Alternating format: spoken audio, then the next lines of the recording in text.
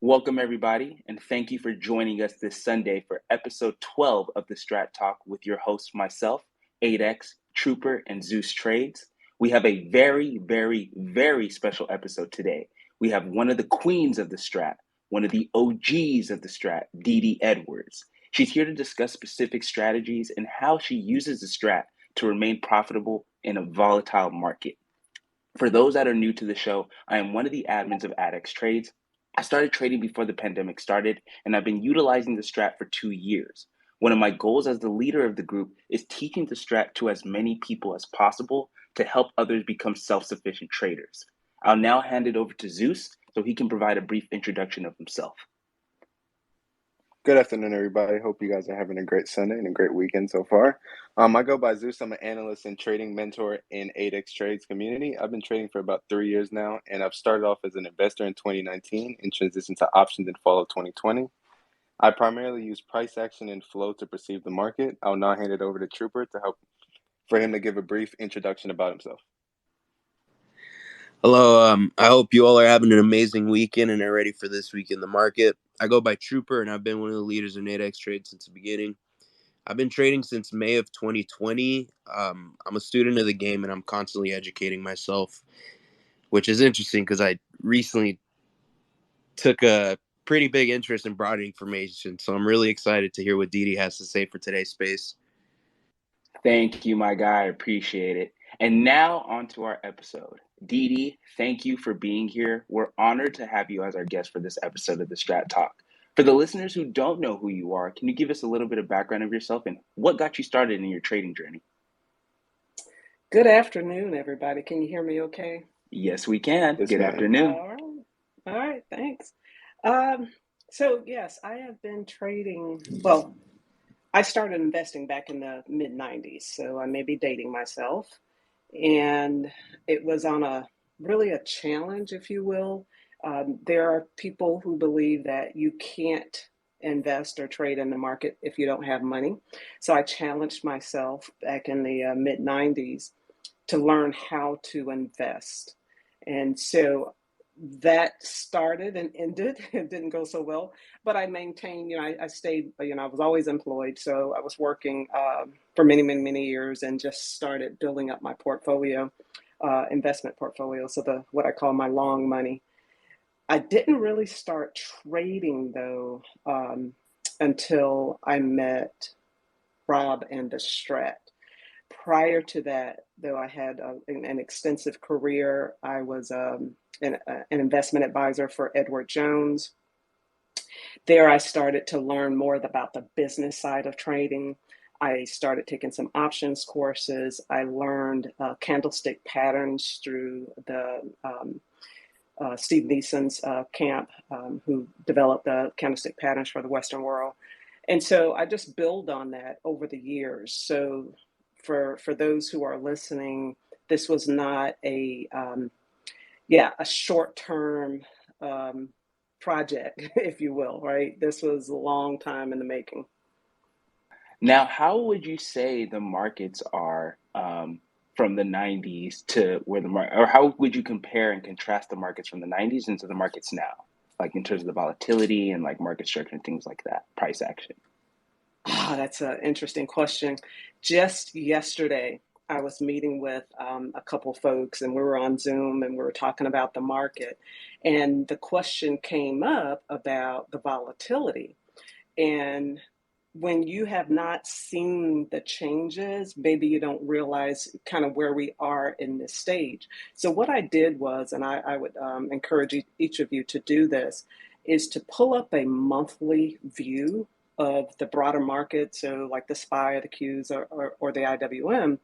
And I want you to look at the candlestick patterns from the 90s, the Obama era, and the Trump era, and during the pandemic, post-pandemic, where we are today. And just draw some horizontal lines on those time frames. And you'll see that we're in a trading range with a lot of volatility. During the Obama era, we had, what we call the sleepy market, if you will. That's right after the great the financial recession, we were in a time in which the market was recovering, and so from late 2009 to what we see today, you just see huge swings in the monthly charts. And I want you guys to pay attention to that, because this is not the market of the 90s, the 2000s, early 2000s, where you could have set it and forget it. Now we're in a time. So if you just look at 2020 with the even go back to when Trump came into office, you start to see those huge swings. Like the media was hanging on every tweet, right? You start to see how the market had huge volatility throughout the months. And then you look at the 2020, where we had that big dip and what they are calling that V-shaped recovery. And then people are calling for that again today. And I just want you to look at the peak, right? So January 2022 or November on the Qs of 2021. And then the peak of the February 20, when the market peaked and came down as a result of the pandemic. And just see what kind of range we're in right now, guys. It's going to be a challenge for the rest of this year and maybe throughout next year. Yeah, I'm not sure if you or the listeners are familiar with the Kem Carson on Twitter, but I think he describes this environment perfectly. He describes it as a leptokurtic distribution phase, which, like, to give you a visual, it's think about two sumo wrestlers and how much force they put on each other from one end to the other. That's essentially what we're seeing here with the Bulls just nonstop up, and then the Bears just straight back down. It's just, these ranges are insane. Yes, they are. Like Friday, just absolutely insane. But now, go for it, man. Oh no, did you have a follow up on that? My No, go for it. So Dede, how often are you back testing, or how often are you looking at previous price to help with your trades? So that's an interesting question. Let me think through that. When you say previous price, I mean, think about. Go ahead. Oftentimes traders say that, like, price remembers previous price action, right? Mm-hmm. Price has memory. Do you often use that as a catalyst to help you in your trades, or saying like, oh, I remember when, let's say, for example, Tesla had this type of movement, 3 months ago. I can use that as a catalyst to say that Tesla can now do this, or are you not using that at all? No, I don't think through it that way. Okay. Every day is different. And so when I'm working with my my live group and we're talking through it, it really is about being at having a state of mind where you're able to be fluid enough to pivot when the market conditions change. So we start out with a plan. Here's what we're looking at. But when you look at it from Strat world, it's about the broad information. So when you say, this is what happened before Tesla reported, or whatever the scenario was, you're talking about trying to repeat headline news or some noise that happened in the market at a particular point in time. What happens is that price action is going to trade. So price discovery, it's going to trade to a point, pivot, and below and down to a point and pivot. So I'm specifically looking at those broad information pivots, not necessarily the headline news, to make my decisions. Does that make any sense? Yes, that makes perfect sense. Makes perfect sense. Now, with that being said, what type of trader would you describe yourself as? Would you say you're a scalper, day trader, swing trader, or does it depend on what the market is giving you, on market conditions? Yeah, I'm definitely day trader, less on the scalp side, and we can talk about that and some of the challenges and ideas that I have to help people with that. But I have more of a longer term view for the day.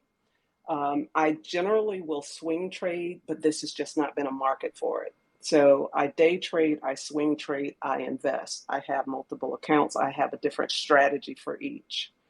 So when it comes to day trades and the way I see the market today, when we got that reversal a month or so ago, so we had that flip on the monthly in July, I said to my group, I said, well, you know what? Did I miss this opportunity? But then I looked at the broader market. I use CCI. I get a lot of questions about that. I use the commodity channel index. And I said to myself, this is not the V-shaped recovery, and here's why. And so I kind of demonstrated to my group on what the momentum indicator looked like in April of 2020 and what it looks like today. So I was playing the reversals. So when we saw the market trade up to up to up to up over the last couple of weeks, I was at a point of exhaustion. So I said, here's where we're going to be careful. We've changed our methodology. I said, let's zoom out. I put up the 45-minute charts and we started using our average daily range. So when price started to trade up, we let it happen. And then I said, we're going to trade the reversal on these. So when price traded up to our average daily range, created, like a doji or a small body candle, said we're going to take these trades short. So I did not trade to the upside over the last couple of weeks. I was waiting to trade the reversals to the downside. Wow, that is beautiful. And that actually brings me up to a follow-up question. And I know you probably get this a lot. You talked about it, get this a lot. What is the CCI, and how do you use it to gauge momentum? Yeah, CCI is on every. It's an old indicator. It's mathematical calculation, but it's an old indicator that was used years ago, decades ago, to kind of help people determine, how to use momentum in the market. And I think they were using a commodities market, which is hence the name, commodities channel indicator, in the commodities market to kind of help indicate the momentum of the moves. So it doesn't tell you direction, right? So it's not going to tell you the market is going up just because CCI is going up. It doesn't say market's going down because CCI is going down. It's going to tell you really the strength of that move. And a lot of folks will use like the RSI, kind of similar. But the difference is with CCI, first of all, there's no boundary. So it doesn't get to like plus 80 and then starts to reverse. This thing can, and I've seen, especially like on a Tesla trade, you can see CCI trade to 500 before it starts to tick down, but the move is so strong, you don't have a reversal signal against you. And this is the best way I use it for reversals. Instead of getting trapped thinking you have a reversal, I use CCI. If CCI doesn't cross back below plus 100 on the long side or above plus 100 or negative 100 on the short side, I tend to not try to take that reversal, but there are some scalp opportunities for those who like to scalp on the shorter time frames. But I look at the longer time frames, and if I don't see that cross back below plus or minus 100, I tend not to try to reverse that trade. I'm looking for either a TTO continuation to the longer downside, or I don't trade them at all. But it's a momentum indicator. It doesn't tell you direction. It just tells you the strength of the move. And oftentimes, day traders try to reverse a trade thinking it's going to go in a reverse, where up or down. But they don't see that the momentum is still very strong on the longer time frames, and they get chopped out, get stuck inside a range. I use it to help avoid trades. Wow. Tell me if I'm wrong. And most ideal situation or scenario will be to take a play back short, where you have a series of two ups, two ups, two ups.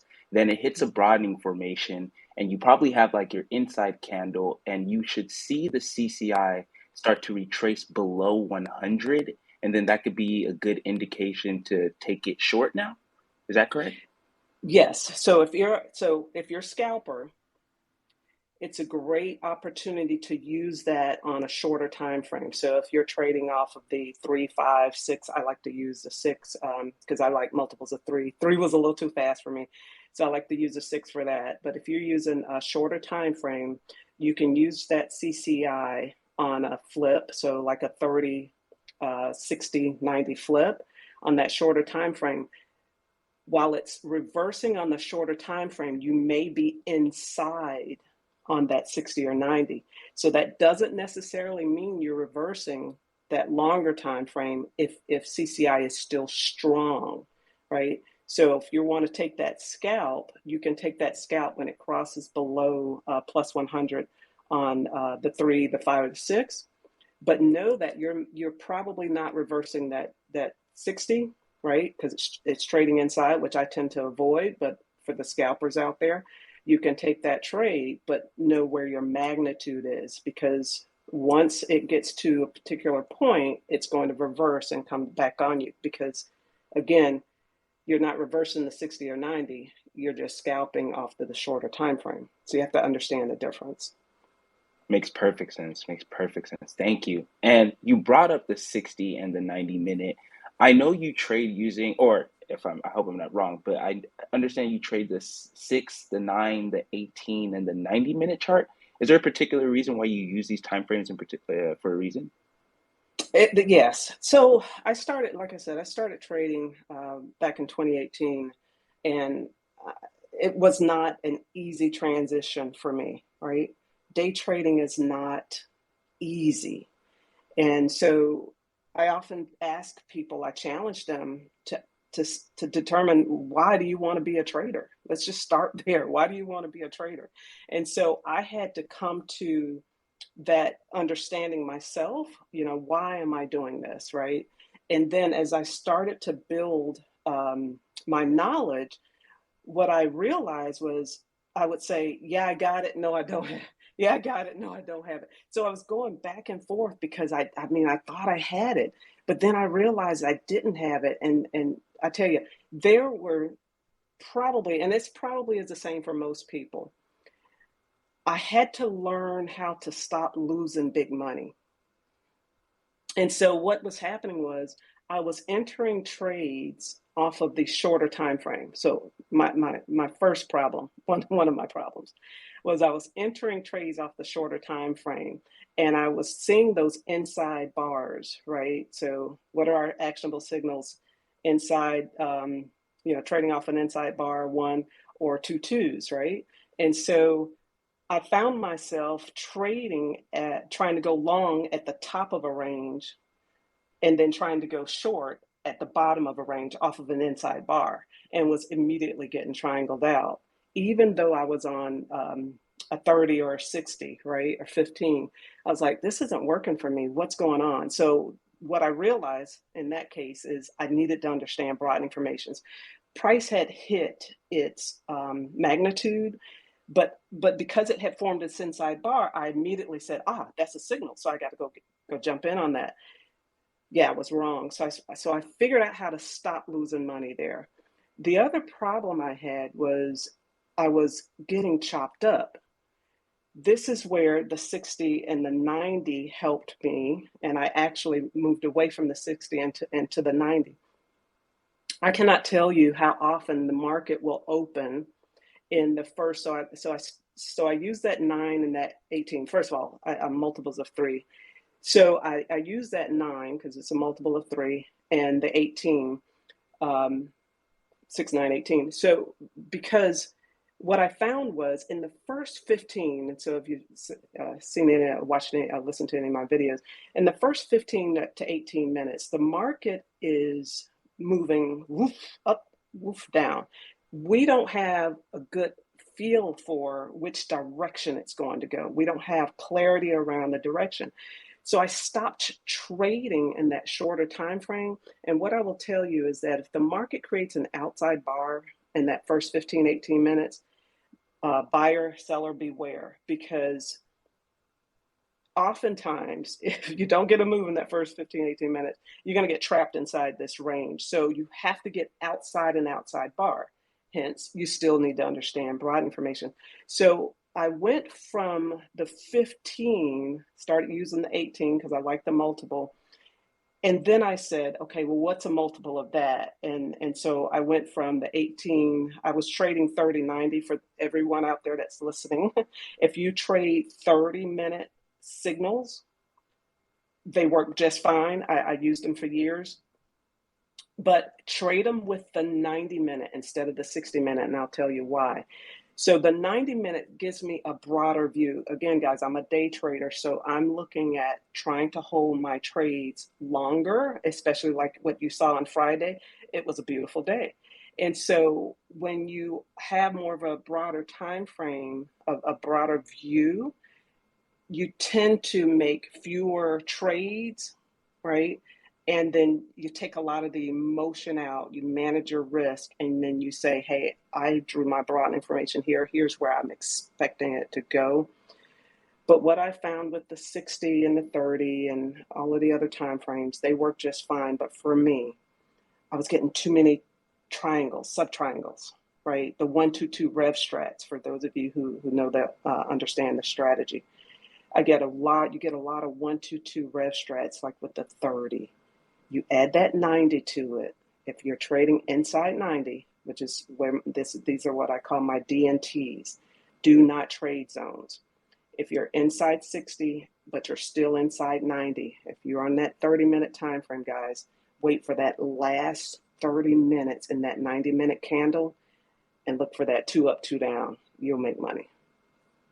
I'm loving it. And you know what I love about everything that you're saying is that it's really just multi-time frame analysis, like understanding what's going on the different time frames. Like one thing that we like to teach, or what we like to what we like to teach all strategists, is that you have to look at the larger time frame. You have to look at the bigger picture, right? If you understand, Dede, you mentioned it perfectly. Like if you're getting chopped up in the 15-minute time frame, look at the 60-minute. Are you inside 60? That's probably why you're getting chopped out, right? When we're like we're trying to play a certain particular stock that we're getting chopped out during the day, and then we realize that you played an inside day, so that's probably the reason why it was just TTOing back and forth, and you weren't able to go 2 up on the day or things like that. So all these all these make sense, and all these are like, you know, part of the strat, and understanding why you have to look at the larger picture to get like a holistic like picture of what's going on in the market. So thank you for that. I appreciate that. And in terms of broadening formations, like in your own words, what is a broadening formation, and what is the importance of broadening formations?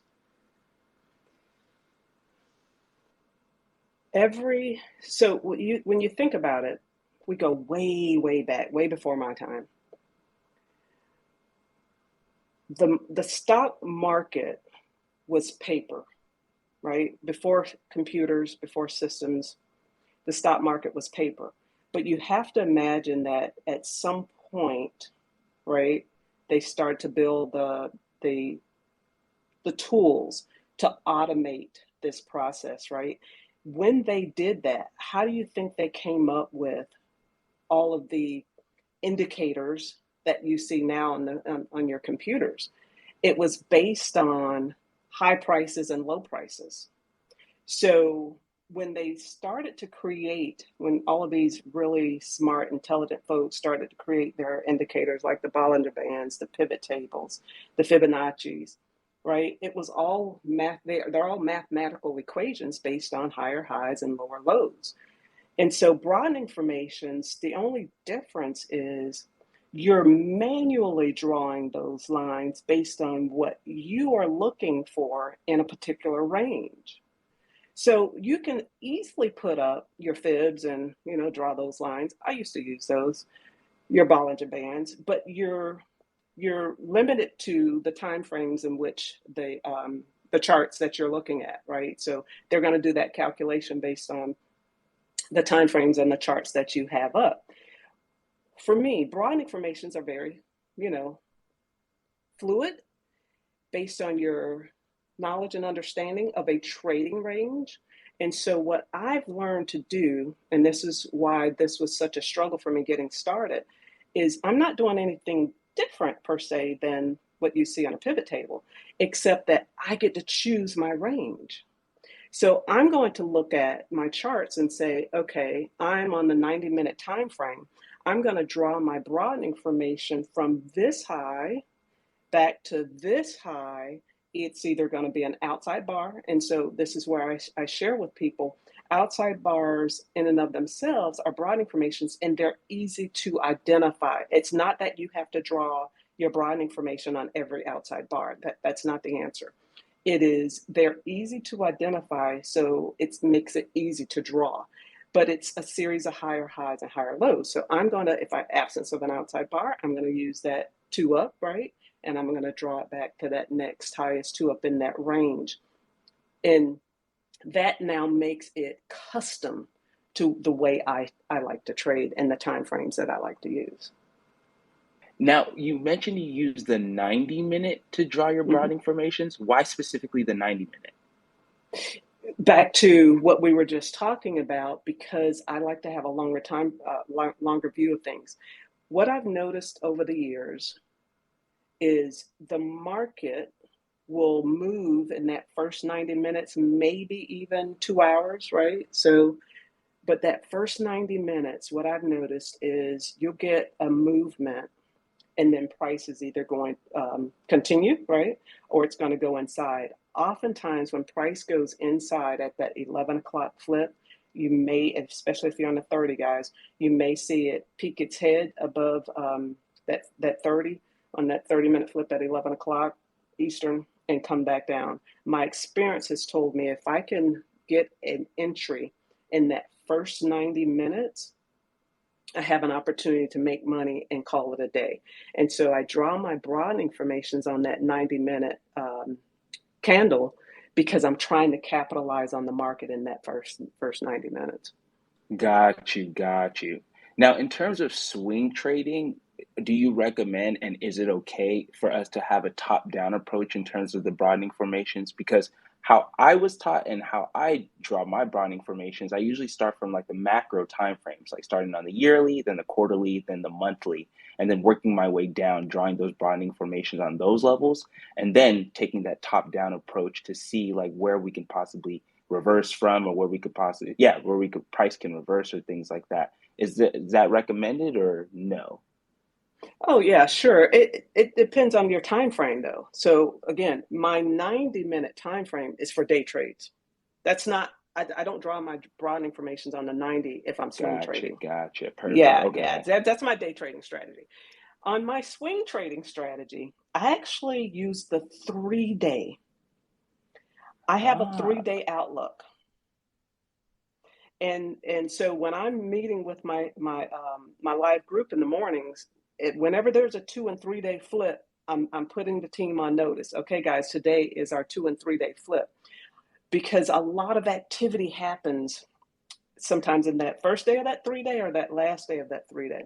Yeah. And so I have a 3-day outlook. I draw my broadening when I'm swing trading. I draw my broadening formations on the 3-day time frame, because I'm not swinging all month. That's a much longer time horizon for me.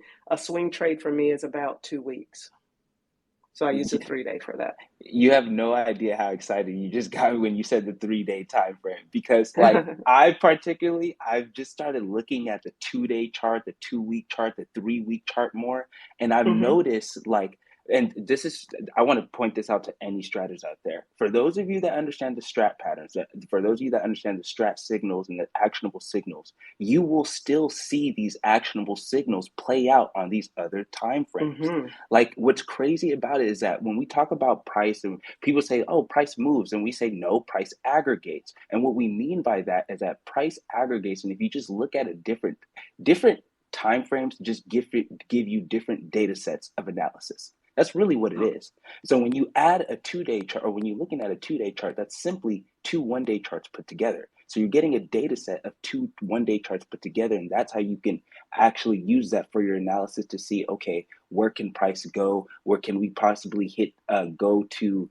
Now, can we trigger the 3-day chart? Can we trigger the 1-week chart, or things like that? And then you're simply just adding the time and then adding the time up to see, all right, now where are we possibly going to go? Which actionable signal are we going to trigger, and things like that? That's beautiful. I'm going to start using the 3-day chart now. I'm going to start using the 3-day chart. I tell you, and you mentioned the 2-week and the 3-week. I also use those as well for my longer term swings. And you're right. It's just simply a matter of how the candles are presented to you on your trading charting software. That's it.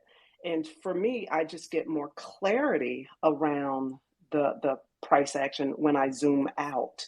And so that 2 day, I will tell you, there's some days when you have an inside day and you're saying, okay, I want to take this long.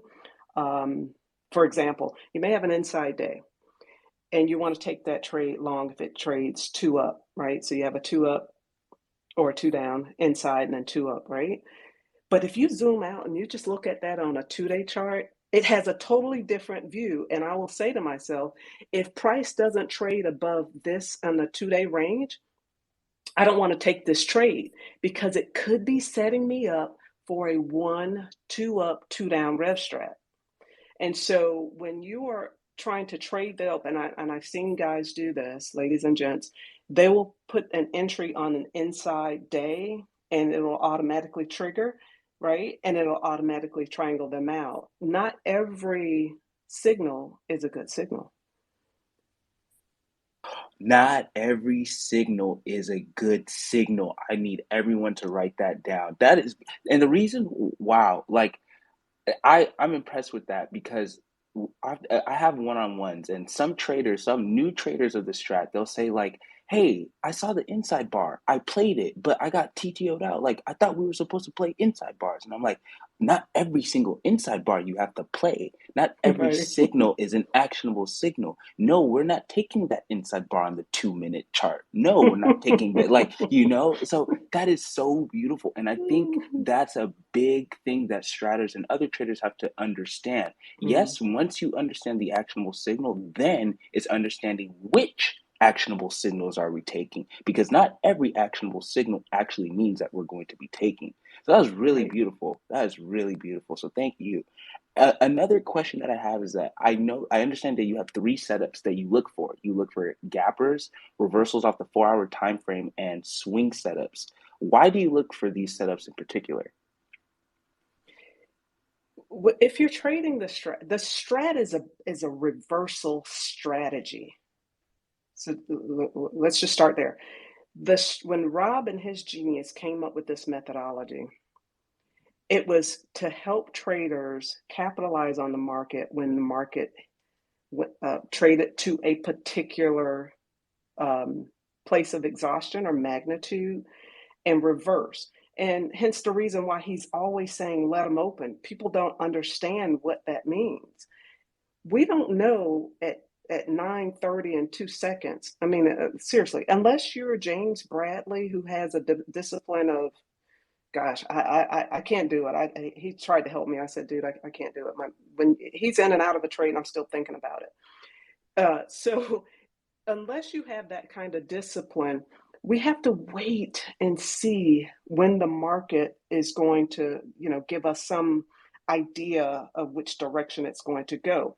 So if it gaps up, I want it to gap up to a place of exhaustion, and then I want to hit that reversal.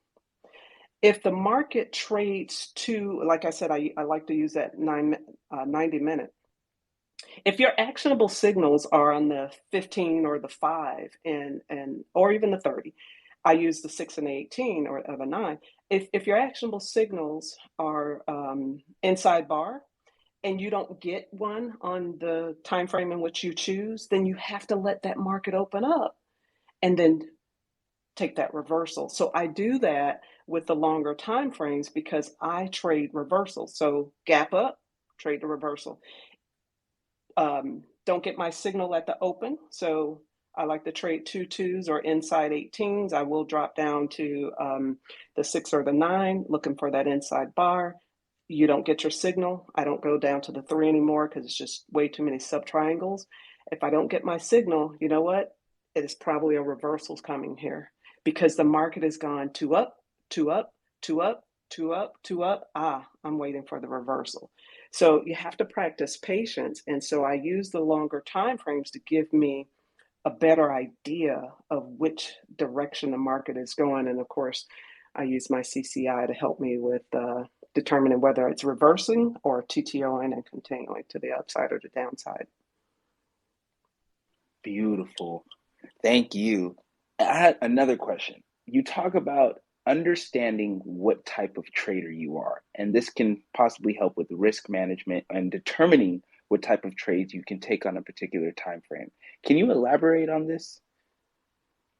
So I've been talking with a small group and for the last couple months, and the biggest challenge I'm seeing is, man, I just can't get these broad informations. And I was like, yeah, they're not easy. I didn't get them immediately either.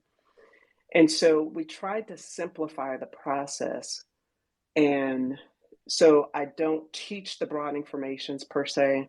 I still use them for myself, but I said, let's try to simplify this. We're going to use our average daily range because price will trade generally within its average daily range unless there's some headline news. Or you got the simultaneous breaks with the broader markets. It may trade outside of that, like we saw on Friday, way outside of its average daily range, right? And so I challenged them. I said, okay, do you work full time? You got to ask yourself, how much time do I have to just sit and monitor the market all day? Because again, like I said, if the market opens up and goes two up, two up, two up, and you do not get your signal, don't try to make a signal, guys. If you've gotten comfortable around the time frames in which you're trading, then you have to wait for those signals. And if you don't get them, then are you okay with that? So ask yourself, do I have time to trade the market all day? First of all, and the answer is no, I work full time. This is the best time I can trade. Then you have to look for other time frames that will fit your schedule. But then I go back to, why do you think this is the job for you? Whether it's a full-time job or a side hustle, why trading? Because not everybody has the wherewithal to do this. You know, there's a book that I read years ago called Maintaining a Positive Attitude by Norman Peale. And in there, it talks about how do you start your day and deal with obstacles. And if you don't have the right mental attitude to trade in this market, you will absolutely not succeed. I mean, one of the things he talks about is you have to think, don't react. And a lot of times as day traders, and this is why I ask people, is this really the job for you? Is because the FOMO is so bad. They're always chasing stock. And I'm like, it's not the strat. No, it's not the strat. This is you. And you have to figure out how to bring that emotion in. And the other thing he talked about is become a how thinker instead of an if thinker. You know, the if thinker says, you know, if that market maker hadn't taken my stop, right? If that market hadn't done this, you know, the how thinker says, you know what, I got to shake this off. And he's going to use Rob's strategy and he's going to say, okay, what's the next two, right? My boy Jermaine will tell you, keep them stops tight. So you go two up, you put your stop at that open, that candle in which you took your entry, it triangles you out. Okay, it triangles you out. You got to keep moving. Okay, what's the next two? What's the next two? Your mindset has to be one of winning. And you have to believe you can. You know, I come from that place where I have this little, I don't know if you guys, again, I'm dating myself, but there's an old book, child's book, that the little engine that could. I have that little engine that could mentality. I was like, man, everybody else is making money. Why can't I? And I just had that stay with it. You believe you can do it, you can do it. And Rob will tell you, if you don't know what you're doing, don't do anything. And so it's really about, hey, what kind of trader are you? Is this really the job for you? And then what time do you have to commit to it, right? And then believe that you can.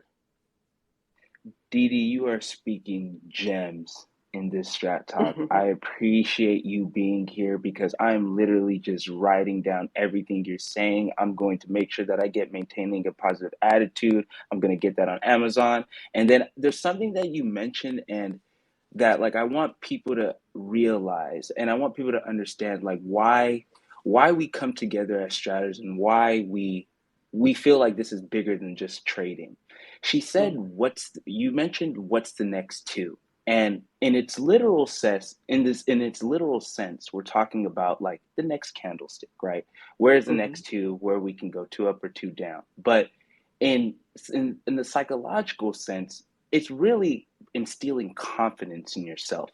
It's not worrying or not it's not worrying about that last play or that last play that you took a loss on. It's literally saying, okay, if you took that L, let's move on. What's the next two? What's the next winner? What's the next play that we can actually win, right? And I want traders to understand, because we don't, as straters, we don't dwell on our losers. Cyberdog talks about keeping those stops tight, right?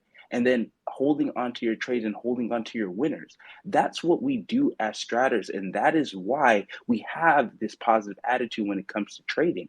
We take the subjectiveness out of trading, right? When we see the Mm-hmm. objective nature of the strat, and we see how price action just literally it breaks a level, it goes to its next level, or if it reverses, it reverses. There is no if, ands, or buts. It just does what it does, right? Price simply just does what it does, and that's what we understand as a strat. So once you're able to bring the objectiveness into the strat and right, and then take the emotion out of it when it comes to the money, and then also maintaining that positive attitude by simply saying, where's the next two? Where's the next trade that we're going to take? Let's not worry about that last trade. And I think that's how we can together, I think that's how we can be positive and remain positive when it comes to trading. So thank you again for another gem. I really appreciate it. Thank you. Thank you. This is You're welcome. wonderful. And just to clarify, that was one part of the book, but the title of the book is called Six Attitudes for Winners, and Six attitudes for winners. Perfect. Norman Peale, and meaning the positive attitude was the first one. Thank you. Thank you. Mm-hmm. And with that being, and so do you use, we're talking about stop losses, do you use a hard stop loss or a mental stop loss, or do you use like a certain percentage when it comes to your stop losses? Yeah, no, that's a good point. It depends. So if I'm trading common, then I will use a hard stop loss because I'm juggling a couple different things. But when I'm trading options, it's hard to do that, right? Because we don't know what the price of the option will be if it trades back down. So I do have that mental stop in my head. And so what I will do on my chart is I will actually draw a line at that open once price moves. That way I can easily see it, right? Because everything is visual, right? When you're trading the strat. So if price trades two up, I'm taking my entry. I got my signal. I'm feeling pretty good about it. But then now I have my horizontal line just to show me where that open was for that trade. And if price comes back in there, I got my finger on the trigger. I'm going to exit that trade immediately, especially if you're trading options and especially if you're trading on Thursdays and Fridays, because you have to understand, if you don't have intrinsic value in that option, you're only living off of a time value, and that theta will eat you up pretty quickly. So you're using the underlying of the stock price and you have a actual Yeah, stop loss based on the underlying price? Ah, that's right. perfect. I like it. So I use the same way as well. That's how I use my stop losses, using the underlying. So I love it. I love it. Mm-hmm. And do you have tickers that you constantly like to trade, or do you have certain tickers that you have on your watch list at all times? I do. And so every morning there is like this is my go-to. I look to trade every day. Then I have just a list of stocks that I like to keep on my list. And I talked about that in my video, I believe, with Benzinga, where I choose my stocks based on, average daily range, average, how much does the stock move in comparison to the S&P. And the reason for that, and by dollar amount, right? And the reason for that is because I want stocks that have good volume, good volatility, and low spreads. So I do have a list of stocks that I will look at throughout when I'm doing my planning in the morning, and then I'll set them as my stocks to trade. And I have about four that I may say, okay, these are the four stocks that I want to look at. And then I look at my gapper list, and I said, Rob sends out a gapper list. Is there anything on here that I want to take a look at? So I have my plan set up before the market starts. Beautiful, beautiful. And do you give more weight, like particularly to ADR or ATR versus ATR? Which one do you like to look at So more? yeah, so there's a difference between the two. Average daily range, now they're both mathematical calculations, but the average daily range, which is the script that I use, and I, I don't get any credit for this, but I use TradingView for my charting software. And there's a gentleman that created a script for average daily range. This is a little different from the average true range that you'll find in most of your charting software. And so for the average daily range, what happens is the calculation is based on the move after a particular gap, right? So let me see if I can explain this to you. So if the market is gapping up at the open, it's going to calculate the average daily range based on historical data after the market opens and after the gap has set, right? And so then it will say, okay, it's already gapped up, let's call it $5, and the average daily range is $5. So it's then going to calculate a $5 range after the market opens for that gap. And so that's a little different from average true range, which is simply a calculation of the entire range itself. I want to know after a stock gaps, how much further can it go? And so that's why I love this guy's script, average daily range. And so, okay, so for a stock like Tesla, if it already gapped up, let's say $20 or $30, and the ADR says that it's what, let's say it's a $40 range, you would still, and tell me if I'm wrong, does that mean like it's calculating that Tesla has roughly about $10 left in its movement to go to the upside? And would you be playing that, or did I completely get that wrong? No, that's the difference. It's going to calculate a $40 range. You want to know, Okay. right? Yeah, exactly. I want to know after that gap what that range looks like. It's still going to calculate that in your example $40 range, and then I'm looking to trade that reversal. Gotcha. Because I want to know if price can still go. This is the difference, and this is where broadening formations will help you. But in lieu of that, that's where ADR helps, and that's where I've been kind of shifting to kind of help people to understand how to use average daily range, because broadening formations are still, I think, very valuable, but difficult for some people to grasp. And so I know, and so you're talking about these other indicators such as the CCI and ADR. I know there's some strategists that say like they don't like to use indicators. Like you should take everything out of your charts, just have a plain screen. That's how you're going to be able to understand price. What's your opinion on that, on the use of other indicators with the strat? I'll tell you how I came to this, and I'll give you my view. When I started with Rob in 2018, I was doing anything and everything in addition to what he was saying because of my own biases, because my own experience. I am from that era that, the 15, not the 50, I'm sorry, the 30, the 50, the 200-day moving averages were important.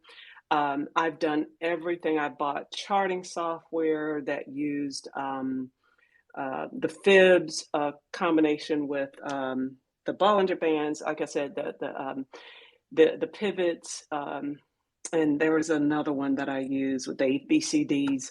I tell you, I used them all because I was trying to figure out how to make trading work, but I was still employed. So I went through those ups and downs. So that was very difficult. But when I started learning how to trade the strat and I was still losing, it was because I was still leaning towards my old biases and what I was taught for the last, the previous 10, 15 years. And so once I took all of those indicators off, then I could see price action clearer. I couldn't really see it before. And so I would just say to people, if you're having trouble seeing the candles, maybe take all of that off. Just, I mean, we're talking about training here. You can add stuff back when you want as you start to develop your own way and start to see how you can navigate this market.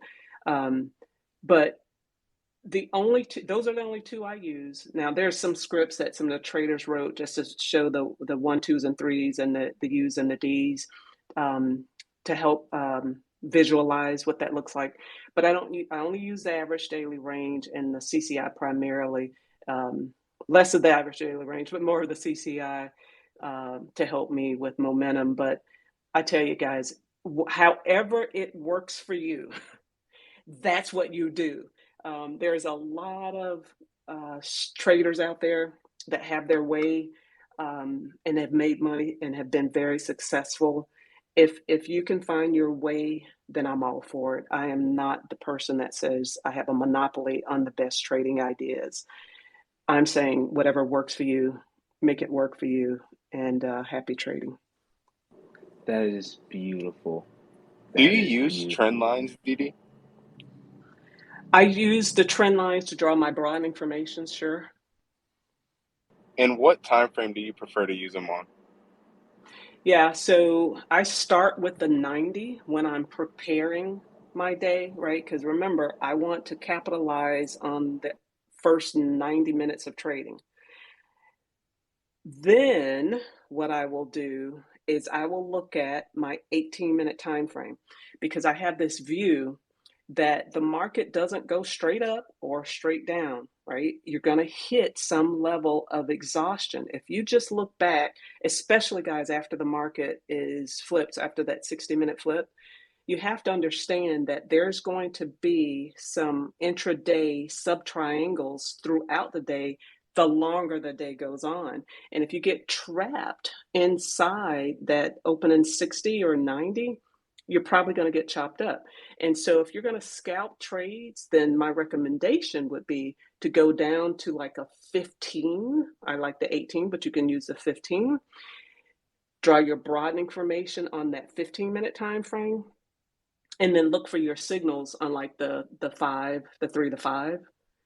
But your broadening formation, you may only get 15 minutes in that trade. So that's why you have to go to a shorter time frame on that scalp, off of enter off an inside bar, and then use that 15-minute broadening formation to exit that trade. Beautiful. Thank you. You're constantly giving out gems. We appreciate you with the time that you've had with us. We understand that we are coming to about an hour in, and I know some of the audience members have some questions. Do you have some time to answer some of the questions for the audience? Oh, sure. Perfect. In the meantime, if any audience members does have any questions, please feel free to request. I do have a question for you. There is an ongoing debate on Twitter right now on whether or not you should draw one broadening formation or you can have multiple broadening formations. What's your opinion on this, coming from the person who specializes in broadening formations herself? Yeah, again, it depends on your time frame. So let's go back to how much time do I have to trade in this market? If your time frame is limited, and let's say it's less than 30 minutes in a day, then you should be looking at drawing those intraday broadening formations. Drawing your broadening formations on a daily chart or even a 90-minute chart may not make sense for you. So you may need to go down to a shorter time frame to look for your entries. But remember, depending on which time frame you're using and you're taking that actionable signal, they're all going to have some, and as tiny as it may be, it's going to have a magnitude, right? Broadening formations means the market is expanding. But if you're trading inside a particular range, then that's going to be pretty tight. And again, I wouldn't necessarily do it with options, but if you're trading common, you absolutely can make you a quick buck trading inside those ranges. I prefer not to. It's inside 60, inside 90 is just simply a DNT for me. So because those are do not trades, I wouldn't have broadening formations on those shorter time frames. But if that's something you choose, because again, that's the type of trader you are, that's the amount of time you have in which you can trade throughout the day, then drawing those trend lines on the shorter time frame makes sense. The only caveat is don't draw your broadening formation on that shorter time frame and then look out into the longer time, look into the horizon, because if you're inside 60 or inside 90, you're probably going to get chopped up. So you need to get in and out of those trades. Thank you. How important is cash on hand in this current market condition, considering the volatility and also considering, I guess it's a two-part question, considering what happened on Friday with that type of price action?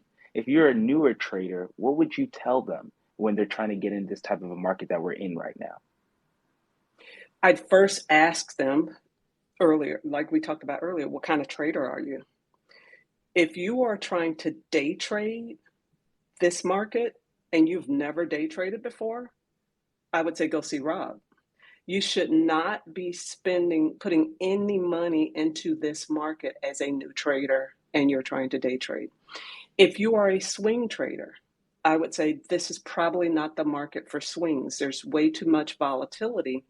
And if you're listening to the Fed, because right now, and biggest concern, again, just on my own experience in business, is if the high interest rates aren't going to pull the inflation in, labor will. And so what we'll start to see is companies will start to slow down hiring. People will attrit, right? So they're going to leave if they leave their workplace, they won't fill those jobs. And so when the Fed is talking about there's potential pain coming, what that means is that could translate into, more job losses. So we have to be careful with that. And so because the market is still trying to decipher recession, I would probably not do so much on the swing. I am holding Q puts from Friday, but not on the stock. So I am swinging some of the indices, but I would not be swinging in the stock market, individual stocks. If you are an investor and you have your long money tied into this market, I personally pulled my money out in October of last year. And so I have not put any new money in. All the new money that I'm bringing into my retirement accounts are in cash. Yes, I'm looking for that powder because I'm still waiting to see when the market is going to stabilize and look for an opportunity to get back into this market long term. Beautiful, beautiful. Moneyman Sal, I know we got Moneyman Sal. He requested to speak. He has a question for you. Feel free to go ahead. Hope you're having a wonderful Sunday, my guy. Hey, Dede. My question is, why do you say it isn't the market to swing? And I ask that because, since getting in AdexTrades Discord and, studying up under some great people in there, we've been swinging. And I've learned a whole lot more to add to my. I know you're a very experienced trader, more so than I am. So I guess that's pretty much what my question is. Yeah, no, that's a fair question. I'm not saying that you can't swing trade, but you certainly need to know your time horizon, right? Because the market, and remember I said I have this 3-day outlook. When the market flipped, so as a stratter, I'm looking for that monthly flip. I look at that 2 and 3 week flip. If the market flips, right, goes green, goes red, whatever the direction is, and then I draw my broadening formation and I say, yeah, I think the market can go here. There's an opportunity for me to make money, but you have to think about if you're trading options, you have to think about your time horizon, right? Your strike price and your expiration date. That becomes very difficult when the market is gapping up and down, right? So when the market is gapping down and you say, oh, I'm going to go long here, and then following day it gaps up, guess what? You've lost all of that premium. Now you have to focus on your time. If price does not trade back down to your strike or close to it, as time gets closer to the expiration date, you're likely going to lose money. So if you are not experienced in swing trading, especially in using options, I just do not recommend it. So there's just way too many gappers that I'm seeing. There's not a real flow to the market. There's no trend, if you will, to the market right now. But there was an opportunity if you caught it in that July month. Yeah. I fully understand. And going, my bad, Adex, but I fully understand where you're coming from. But that's why we also buy time too, to catch the uptrend and the flow and ebb of the market as well. But I agree with you 100%. Yep. Time. Yeah. You only have two things, right? You have intrinsic value and you have time value. You have to understand if you're trading options.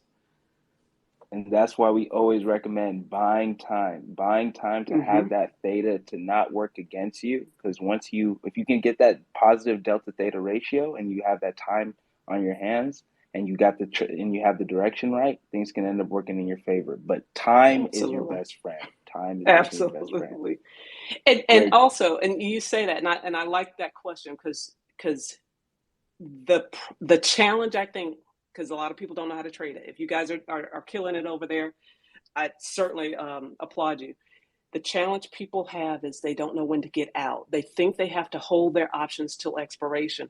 The way I swing trade is when price hits my target, I don't care how much time I have left. I am out of that trade. But I don't teach swing trading because that's the quickest way for folks to lose money because they don't understand it. You're right. You're 100% correct. Hey, Dede, we have. I'm sorry. We have a member in the Discord asking if CCI is the commodity channel index. That is correct. Correct. All right. Awesome. Thank you.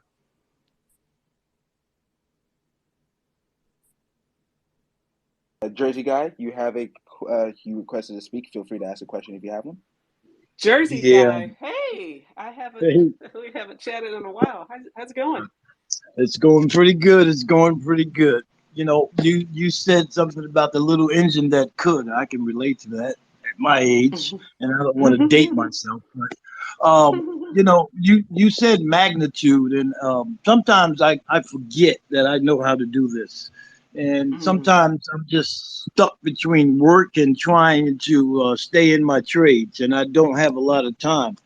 And I draw my broadening formations and I know my targets, and the only thing I haven't learned yet was how to put my stop losses on these options, because I do a lot of options, and I hope Strat Soldier isn't listening. I don't do commons. I trade options only. So I just want to know if you come up with a way to put stop losses on options, or if anybody knows how to do it that can help me out. I'd appreciate it. I'm getting a lot of feedback here. You should be good now. Okay, thank you. So like Adex and I were talking, I use the common price, not the options, because again, and he mentioned it, these guys trade options, they have experience. So if you haven't had an opportunity to trade with them on the options, if you have to understand, he talked about that delta time relationship. And so it's hard to set a price on that option, but you have to understand your risk. So the way you manage that emotion is through position sizing on those options trades, right? Try not to over leverage. An option can be cheap, but still manage your risk so that when that price comes in, because it will, before it takes off and goes in your direction, use your position size and to manage that risk. You can always add to your option if the market is going in your favor. Dede, I swear, another gem. Like, this is just phenomenal. I'm just like literally jumping out of my seats. As soon as you said position sizing, I said, thank you, thank you, thank you, thank you.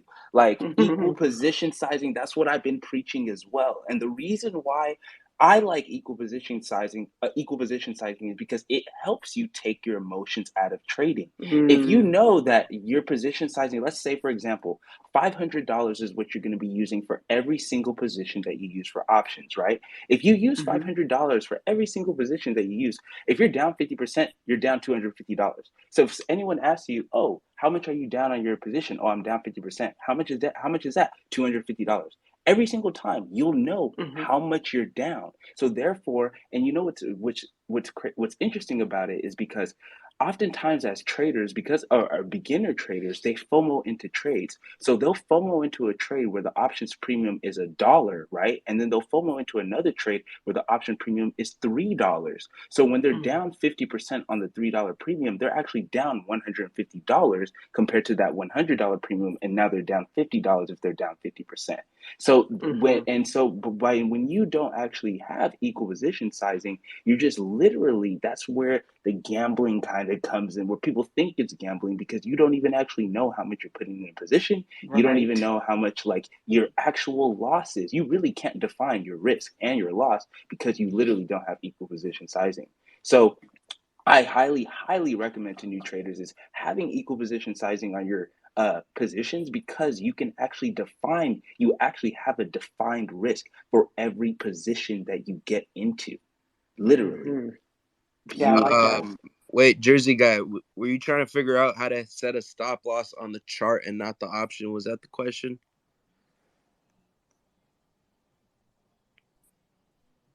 He might not be. Oh. Yes, I didn't have the mic. Yes, that's what I was trying to figure out, Trooper. I'm gonna retweet something that Fado's options put together. So yeah, it's retweeted. You can go on my page right now and see what he put up. He found a way how to do that on Thinkorswim. So yeah, hopefully that helps, man. Beautiful. On the chart. Okay, thank you for that. Yeah, I don't have options on my option charts, but I know some trading platforms do. Yeah, that's a good idea.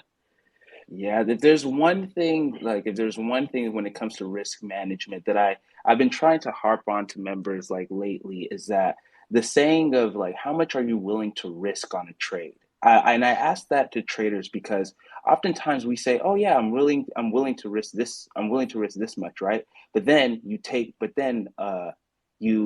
cut that position when you're down 30%. And I say this for like swing plays, right? We cut a position when we're down 30%, and then we have that swing end up being positive like 50 or 60, 70%, and it never actually reversed against us. And then I asked that question to the trader, like, did you actually calculate your risk, and were you actually willing to let that play go to zero if it actually never broke your technical level, right? When it comes to your technical stop loss. If it didn't come to your technical stop loss, if price never went down to that level, it technically didn't reverse, or you didn't have a reason to exit that play.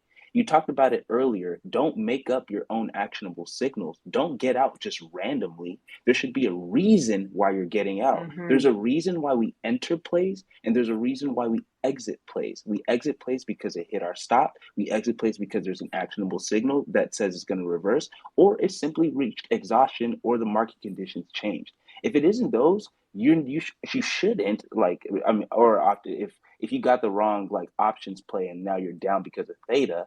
But if it isn't those reasons, then you shouldn't be exiting that play. And oftentimes that's how we end up with more losses than winners, because of those reasons. So thank you for these gems. Like, I'm really appreciate it. Thank you. Thank you. So Adex, you mean if I got a month out contract and I'm down 50% and I'm not supposed to get out of it?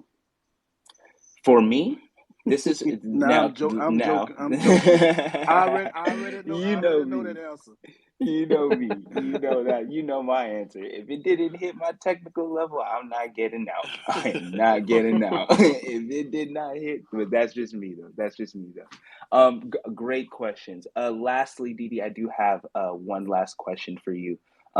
When did you, throughout your journey as a trader, when did you get to the point where you realized that, hey, now I'm a successful trader. Now I'm a profitable trader. And now I think I can be able to tell newer traders the strategy or advice to help them become profitable. I think it was when I got to a place where FOMO didn't control me. Because we all have, I mean, there are so many folks teaching the Strat now, right? So when I first started, it was just a handful of us that were really talking about it. But there's so many folks now with the help of Jermaine. He's, great guy. He's just been introducing so many people to the Strat. And I see all these folks out there, the Strat, pound the Strat, pound the Strat. So I do very little now with social media, but what I've realized was it didn't matter how many people I followed. It didn't matter how much I invested, whether I paid for a service or didn't pay for a service. What mattered was, how do I become successful? Because unless that trader is telling me when to get in and when to get out, I'm still caught up in my own emotions. And so I finally got to a place where and I think I tweeted this on, Steve Burns had asked about something in 3 words about successful traders. And I came up with my 3 Ds.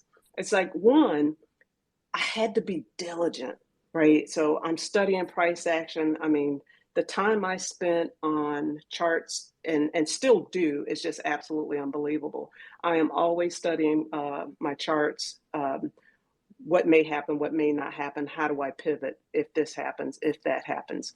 I set my plan, and so I'm always thinking about, okay, here's my strategy.